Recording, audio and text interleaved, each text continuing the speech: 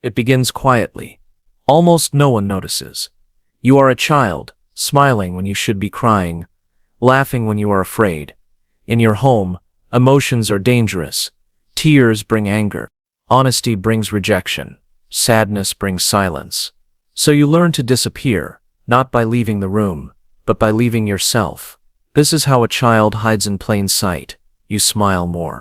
You cry less. You study the moods of everyone before speaking. You become the emotional thermostat of the household. If others are breaking, you hold it together. If others are angry, you stay calm. If others are absent, you perform the role of being fine, and the world rewards you. Teachers say you are so responsible. Relatives remark, such a good child. Friends call you so strong. But no one asks, at what cost? Because behind the smile is not strength, but strategy. It is survival dressed as politeness. It is fear wrapped in maturity. It is pain hidden under the mask of being easy to love. Over time, the mask becomes so convincing that even you forget there was ever someone underneath it. Psychologists call this the creation of a false self. To the outside world, it looks like maturity. To the child, it is a prison. Each "I am fine" becomes another brick in the wall. Each laugh that hides fear becomes another stitch in the costume. And while everyone sees calmness, inside the nervous system is burning. Muscles tighten, breath shortens, eyes scan for danger, ears tune to every change in tone. This is hypervigilance, the body's alarm system stuck in overdrive. But the alarm does not switch off when childhood ends. It grows with you. The child who smiled to survive becomes the adult who still wears the mask. At work, you smile while drowning in deadlines. You overachieve, convinced your worth depends on performance. In relationships, you stay quiet when hurt. You laugh off betrayal. You say it is okay even when it is not.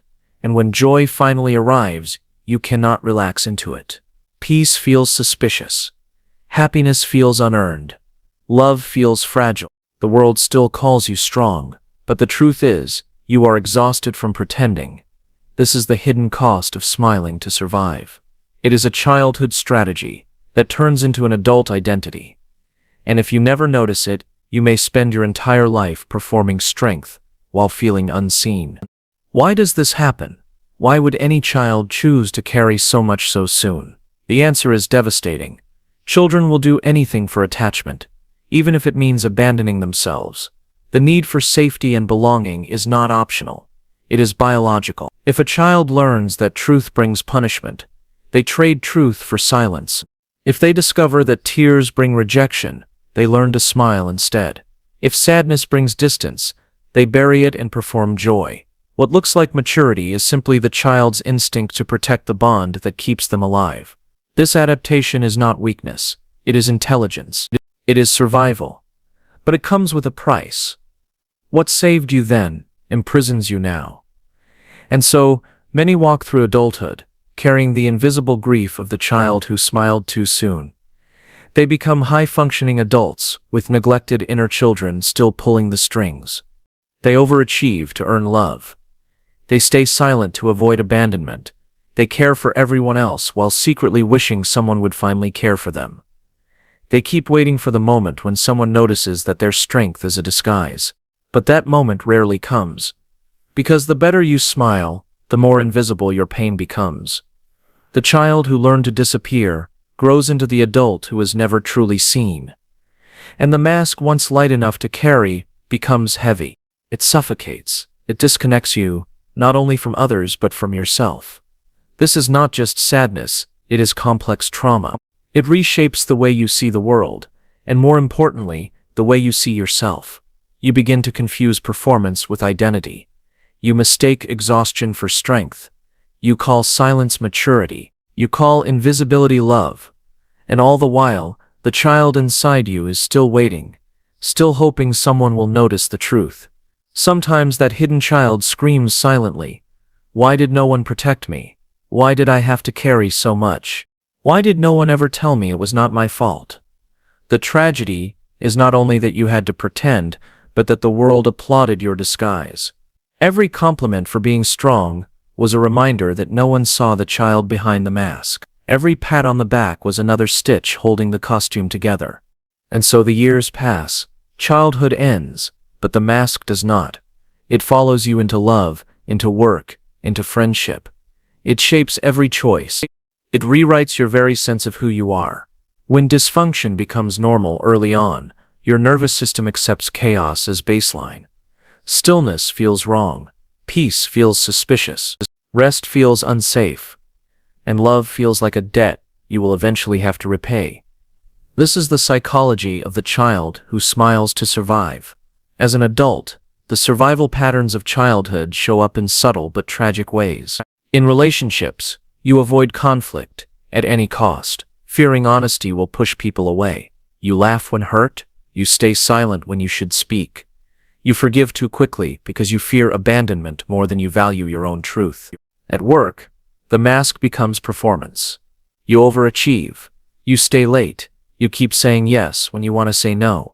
You drown in deadlines because your nervous system has been trained to believe that worth equals productivity.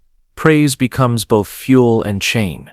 The same words that once kept you alive, "You are so strong, you are so good, you are so mature," become the prison walls that hold you captive. Even in joy, the mask remains. Happiness feels undeserved.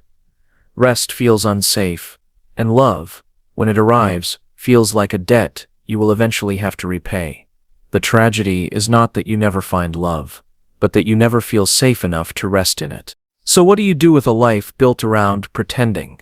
You begin where it hurts the most, with grief.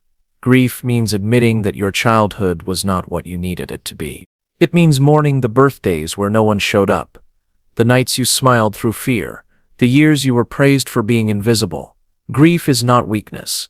It is proof that your body still remembers, proof that your soul has not given up. The first step in healing is witnessing. Stop telling yourself that it was not that bad. Stop comparing your pain to others. Stop gaslighting your own memories. Say it clearly: I was hurt. I was unseen. I deserved more. This honesty breaks the silent contract you made with your mask. The second step is practice. Tiny acts of authenticity. Letting yourself frown when something hurts. Saying "I am tired" when exhaustion weighs on you. Admitting "I need help" even when it feels terrifying. These acts are small, but they are revolutionary. Each one weakens the mask. Each one gives the child inside you a glimpse of freedom. The third step is compassion. Treat the child inside you the way no one else did. Imagine sitting beside them. Imagine telling them the words they never heard. "You did not deserve this. You are safe now." You do not have to perform anymore. This inner dialogue is not fantasy. It is repair. It is the slow work of teaching your nervous system that it no longer has to live in fear. Healing is not quick. It is not linear. Some days you will feel strong, and other days you will feel as small as you did back then. But that is the point. The child inside you does not vanish. They wait. They wait to be acknowledged, to be held, to be seen. And you are the one who can finally bring them home. There will be moments when vulnerability stings, when honesty shakes your bones, when tears feel endless. But every time you choose truth over performance, you take back a piece of yourself. Slowly, the smile stops being armor and starts becoming real again. And here lies the paradox. What once saved you now imprisons you, but what once imprisoned you can now be transformed. The mask is not permanent. It can become a story, not a sentence. A chapter, not a life. Carl Jung once wrote, "There is no coming to consciousness without pain." People will do anything, no matter how absurd, to avoid facing their own soul. But you are different. You are facing it. By witnessing the truth, by practicing honesty, by offering compassion, you are breaking the very patterns that once defined you. So if you are someone who learned to smile to survive, know this: your strength was never the problem. The problem was that you had no choice. But now you do. You can choose softness. You can choose rest. You can choose to stop carrying everyone else's emotions and start honoring your own. It will not happen overnight. There will be days when you feel like a child again. That is the point.